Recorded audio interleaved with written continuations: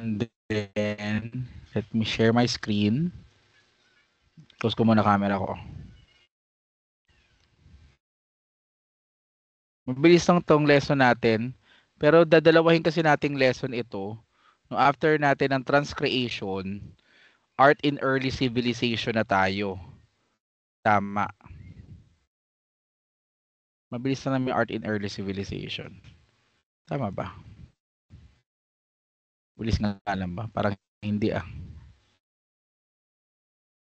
Sige. Unahin natin yung transcreation.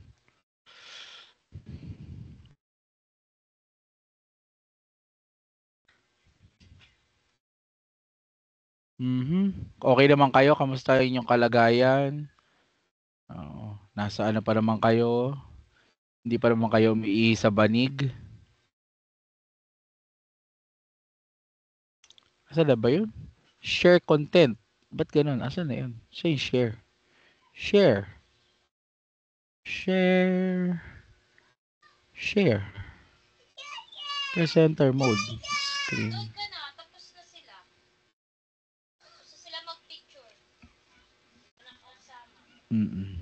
Sorry, B. Kita nyo na? Everyone? Thumbs up nga kung kita nyo na. Yan, okay. So, transcreation in art, yung lesson natin for this week. So, transcreation, ano ba tong transcreation? Yan, understanding transcreation. Transcreation involves adapting art to different cultures by going beyond literal translation. It retains the work's original impact while making it culturally relevant. Unlike translation, which focuses in linguistics equivalency, transcreation emphasizes creative and cultural nuances. But hindi ako nagre-record ba to?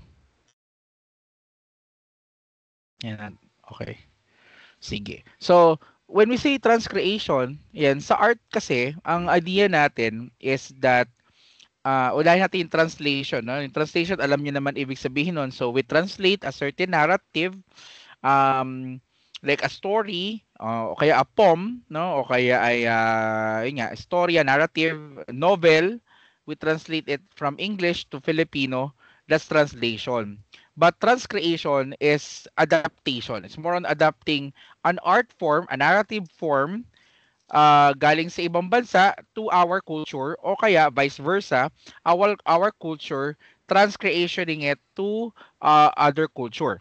Okay? So, adapting art to different cultures by going beyond literal translation, it retains the work's original impact while making it culturally relevant.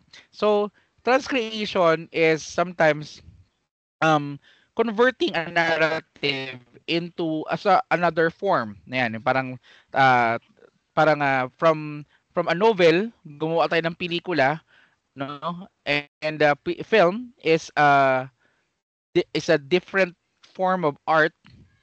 And from a novel which is a linguistic art o kaya a narrative art to film which is another form of art, kaya siya tinawag na transcreation. Kasi you created um same art form, ayan, same content, pero iba ng art form, no? Iba ng kwento, pareho ng kwento, magkaiba ng itsura. That's the transcreation. And that's very important, especially sa mga katulad nating bansa na developing countries, since we've been what do you call this? We've been colonized by other countries, no, katulad ng Espanya at ng Amerika. Most of their art forms are transcreated to us. Yan, katulad na lang ng mga awitin, 'di ba? Pinag-aralan natin sa music, 'di ba? Na yung music dati, yung musika na polka, ayan, ay yung polka, no, ay awitin ito ng Espanya, ng Mexico. Nilapatan natin ng tunog, nilapatan natin ng lyrics natin. Yan. Parang halimbawa yung mga hip-hop songs, hip-hop beats, ayan, nilapatan natin ng ibang lyrics. Ibang lyrics as is. No, hindi siya translation, kundi iba talagang forma. O kaya mga kwento, mga narrative nilagay natin sa mga iba't ibang form natin katulad na lamang ng theater, 'di ba? So inadapt natin yung mga narrative na mga tula, mga kwento, no, into theatrical presentation or performances, kaya siya tinawag na transcreation. Yan. Halimbawa, kung nung high school kayo, naabutan niyo ba yung Florante at Laura? Ayan, meron bang ganun sa Florante at Laura, No Limit Tangere, El Filibusterismo. Ayan, yung mga na yan, yung mga kwento na yan ay pinerform natin into a different art form, 'di ba? Yung Florante at Laura, ginawa nyong hip hop, 'di ba? Ginawa mong flip top, 'di ba? Ikaw balagtas, 'di ba, ganon. So, transcreation tawag doon. Now, next, comparing transcreation and translation, and in differences, transcreation focuses on creative adaptation, capturing the essence and cultural context of the artwork. Translation, however, often remains literal and more straightforward, missing cultural subtitled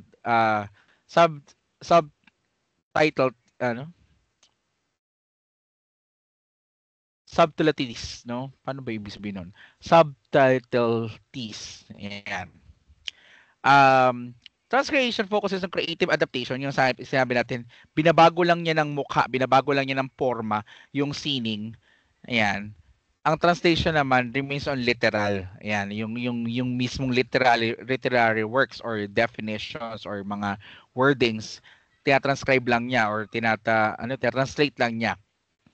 And on similarities naman, both transcreation and translation strive to convey meaning across languages. Ang gusto nila is makapagparating ng mensahe, kahit may pagkakaiba ng lengguwahe. So they enhance understanding, but transcreation requires more cultural insight to maintain artistic resonance. So transcreation requires more cultural, parang sa kailangan mas mas maintindihan yung cultural context, no? Pumasok yung cultural context dito sa kultura natin para mas maging mas epektibo o mas katanggap-tanggap doon sa bagong kultura. Ang isang example ng transcreation ay yung sa singing, no? Sa singing, yung Child Christ, 'di ba, yung Madonna and yung baby Jesus. Ayan. Yung baby Jesus ng Renaissance period. Dito sa Pilipinas, anong natin, 'di ba, yung Santo Niño, 'di ba? Yung Santo Niño. Pag tinignan mo na maigi, yung Santo Niño ng Pilipinas at yung baby Christ, child Christ ng Renaissance period, medyo malayo na yung pagkakaiba nila. Pero somewhat mas inadapt kasi natin yung inadapt nung Santo Niño ng Pilipinas, yung baby child Christ, yung child Christ or baby Christ. Nakita na ba kayo ng Santo Niño na naka-basketball naka-basketball jersey? Ayan, 'di ba? Yung mga damit, yung dinadamit ng mga Pilipino sa Santo Niño rito sa Pilipinas, 'di ba? Iba-iba kung ano-ano na, 'di ba? So, bakit? That's because of yung sinasabi adaptation. Kailangan has something to do with more cultural insight. Kailangan related doon sa kultura nung bagong kultura, yung bagong mukha, yung transcreated na tinatawag.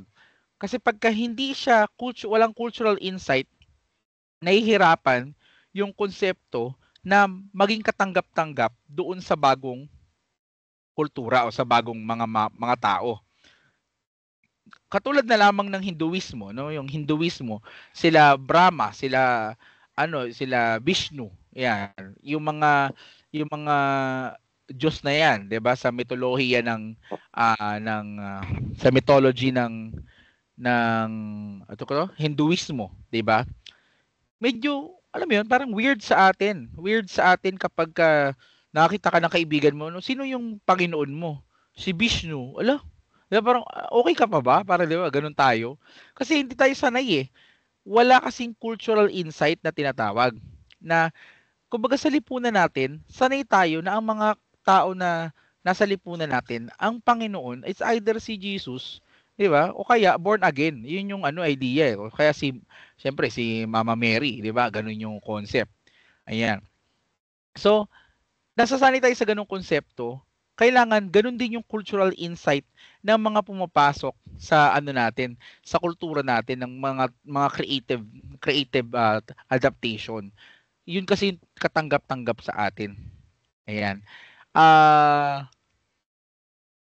pagka walang sapat na cultural insight, nahihirapan pumasok yung konsepto, yung ideya dito sa isipan natin. Katulad na lamang nung konsepto natin ng strong God, no, yung strong Jesus, no, yung powerful Jesus.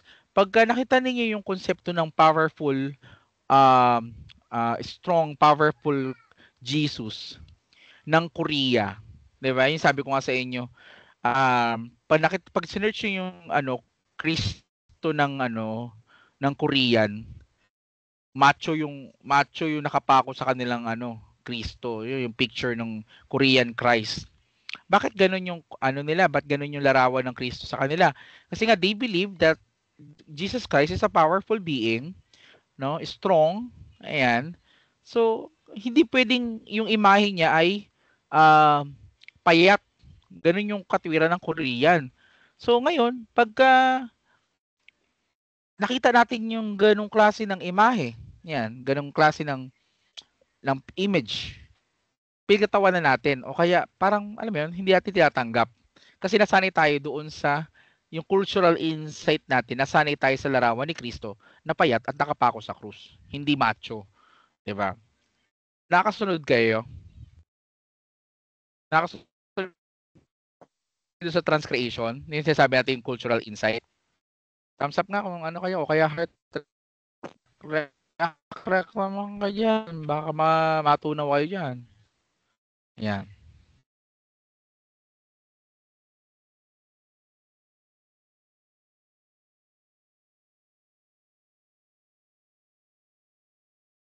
Wait lang, sorry. Okay. Next. In the notable examples of transcreation in art, yan. In Picasso's Guernica, adapted for various cultures, this adaptation reflects unique historical and cultural context, offering new interpretation without altering the original messages. Yan, pansinin niyo yung mga imahe, 'di ba, yung mga images diyan, pero in the cubism form. Yan. Another is the Van Gogh. Yan, yung Van Gogh's Sunflowers, transcreated to resonate with Asian cultures by incorporating traditional symbolism. It shows how familiar imagery can be infused with local cultural significance. And then, in the cultural poetry art, poetry integrated into visual art forms across different regions. This approach highlights the fluidity and depth of meaning achievable through transcreation. And ito yung cultural poetry art. Yan. Ano ba yung common problem ng transcreation? Transcreating art while maintaining its integrity poses significant challenges. Preserving original intent and cultural subtleties requires careful consideration, often needing profound cultural empathy and artistic versatility. So, yung pag-transcreate ng art, sobrang maselan siya. Bakit? Kasi you have to consider the original intent of the author or the artist nung art na yon. Dapat kahit i-transcreate mo siya into another form, manatili yon yung intention na yon. Na para kang halimbawa, yung tula, ginawa mong kanta, dapat yung gustong mangyari, maramdaman,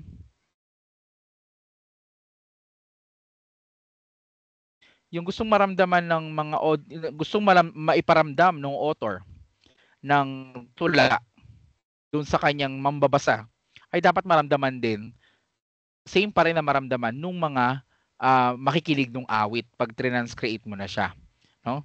So through that, masabi natin na yung original intent ay nananatili.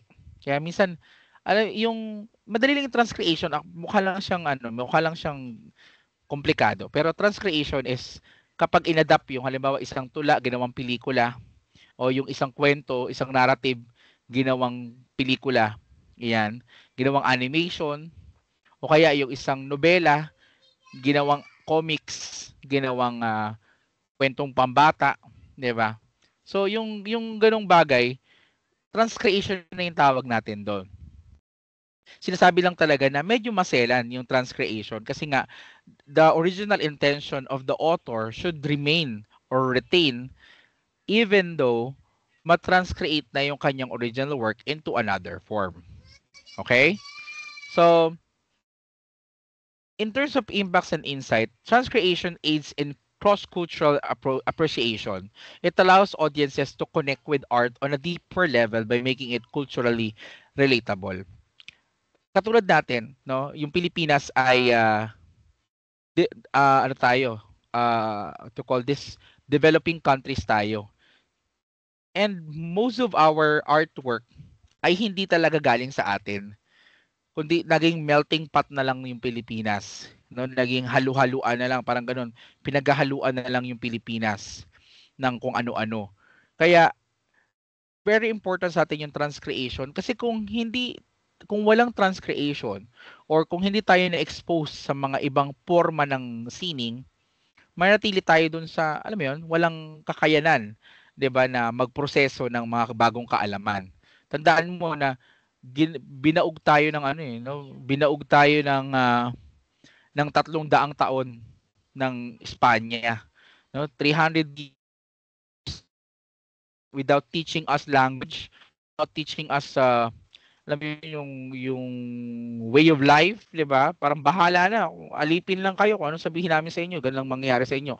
So, 300 taon 'yon. Ngayon, kung walang transcreation na mga walang pelikula, mga walang ibang klase ng sining na naiambag yung mga ibang mananakop katulad especially yung Amerikano. Amerika kasi yung nagturo sa atin ng maraming bagay. Yung language natin, yung legalities natin, no, yung legal type o yung law dito sa Pilipinas, galing yan sa Amerika eh. 'Di ba? So maraming tinuro sa atin yung Amerika and without transcreation, paano kaya tayo, 'di ba? Baka wala pa rin tayong masyadong alam or wala tayong masyadong maintindihan. So through transcreations, audiences connect with art on a deeper level. When we are connected in a deeper level, we learn more or we get something more doon sa mga art form, doon sa knowledge. Mas marami tayong nagigets kapag mas malalim yung kaalaman natin. The art market sees growth through trans-created works. They appeal to diverse audiences, resulting in increased sales and international interest. So 35% ay itong market growth na ito, yung sasabing 35% na ambag is that marami ngayon sa mga content natin, marami sa mga art na kinukonsume natin, especially in the social media, are not really coming from the Philippines alone. No, kundi galing sa ibang bansa, galing sa Amerika. Hello. No? Hindi na lamang kumbaga yung sining na kinukonsumo natin, yung art na ini-enjoy natin, hindi yan galing talaga sa Pilipinas, kundi most of it are coming from other countries, no? From America, from yung mga mahilig sa Korea, Korean novela, mga Korean songs, ayan, mga K-pop na yan. Those kinds of art are coming from other countries, di ba? Galing sa Korea yan. So, um, there, these contents, these art forms are very appealing to our Filipino audiences and Filipino really loves those content. And lastly, critics recognize and commend the transcreative process. It is often highlighted for its ability to foster dialogue and cultural exchange, di ba? Yung isang example ng transcreation and translation, no? Pero we can consider transcreation is yung adaptation ng mga Korean dramas into Philippine context, 'di ba? Yung parang yung nire-recreate ng GMA o kaya ng ABS-CBN yung palabas na galing sa Korea. It's a transcreation, hindi siya translation. Bakit sir? Kasi hindi language yung pinag-uusapan dito, kundi yung kwento hinahango na nila or binabase na nila ngayon sa mga Pilipino at sa buhay dito sa Pilipinas, hindi na sa yeah. So hindi siya translation kundi transcreation na siya. And transcreation is essential for bridging cultural gaps in art. It enables deep emotive connection with audience across different cultures. And the future of art transcreation looks promising with potential advances in AI helping expand creative possibilities. Artists are increasingly adopting transcreation to create globally resonant works. So, yan yung future daw ng transcreation, that artists will use this transcreation to be appealing not just on its local market but to global market for everyone. Kasi yung mga kanta natin ngayon, 'di ba yung mga music natin ngayon, dati puro Tagalog yung mga kanta natin but nagiging pop music na yung mga musika natin. That's because of transcreation. Now we want our art to be somewhat appealing, not just in Filipino, no, who can understand Filipino language, but also to other people since they can also understand English. So minomold din natin yung sine natin, 'di ba? Yung konsepto nating Tagalog ini-English natin so that it can be globally, no? It can be ready for global export na tinatawag. Parang kahit mga taga-ibang bansa ay makaintindi. Ayun. Okay? So that's for the what do you call this? Transcreation. Now, let me stop the recording. Yan, stop.